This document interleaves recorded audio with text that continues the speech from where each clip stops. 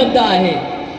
कारण अण्णाभाऊ साठे हे सांस्कृतिक होते, तेव्हा त्यांच्या संस्कृतीत त्यांनी जे लिहिलं आहे त्यात कुठल्याही प्रकारचं दडपण नाही, बंधन नाही, मोकळ्या हातांनी ते होते आणि मोकळ्या हातांनी ते आजरा अमर झाले आहेत। कारण त्यांनी म्हटलं आहे की ही पृथ्वी शेषाच्या हातावर तरळलेली नसून ही पृथ्वी श्रमिकांच्या, दीन दुबळ्यांच्या आणि कामगारांच्या हातावर तळलेली आहे। अशा या व्यक्तीचे व्यक्तिमत्व होते, हेच व्यक्तिमत्व आपण कायम जोपासले पाहिजे। आणि या कार्यक्रमाला आपण सुरुवात केलेली आहे। पहिलंच गाणं जो पाळणा एका आईने आपल्या मुलासाठी म्हटलेला आहे, तर हा पाळणा अण्णाभाऊ साठे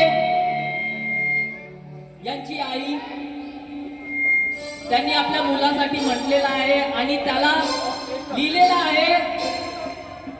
अण्णाभाऊ साठे यांची जी आई होती बालूबाई साठे, त्यांनी हा पाळणा आपल्या मुलासाठी म्हटलेला आहे। पण त्याची जी मांडणी केलेली आहे ते आहे सनेश्वर बंधू, पुनीत सनेश्वर आणि रोहन सनेश्वर यांनी दोघांनी हे लिहिलेला आहे आणि याला कंपोज केलेला अमित हत्तीफेले, रुपेश वानखेडे आणि प्रशांत खडसे। तेव्हा जोरदार टाळ्या असू द्या। त्यानंतर